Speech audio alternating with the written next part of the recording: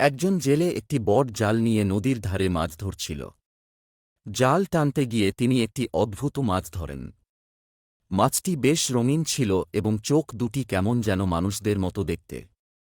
জেলেটি যখন মাছটি ধরল, তখন মাছটি হঠাৎ করে কথা বলে উঠল।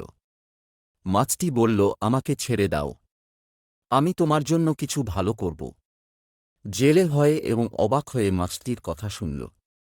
জেলে মাছটির কথা শুনে লোভী হয়ে গেল। সে বলল, আমি তোমাকে ছাড়ব যদি তুমি আমাকে ধনসম্পদ দাও। মাছটি হেসে বলল, ঠিক আছে, তুমি বাড়ি ফিরে যাও, তোমার ইচ্ছা পূরণ হবে। জেলে বাড়ি ফিরে দেখে তার ঘর ধনসম্পদে ভরে গেছে। তার পুরনো ভাঙা ঘরটি এখন একটি সুন্দর প্রাসাদ। জেলে খুব খুশি হল। কিছুদিন পর জেলে আবার লোভী হয়ে গেল। সে ভাবল, আরও কিছু চাই। সে আবার নদীতে গিয়ে মাছটিকে ধরার চেষ্টা করল। মাছটি আবার জেলের জালে ধরা পড়ল। কিন্তু এবার মাছটি বলল, তুমি খুব লোভী, তোমার যা ছিল তা নিয়েই সন্তুষ্ট থাকা উচিত ছিল।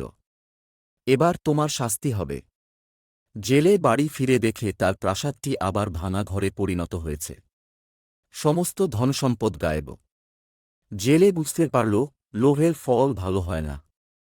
জেলে তারপর থেকে সিদ্ধান্ত নিল, সে যা আছে তা নিয়েই খুশি থাকবে। সে আর কখনো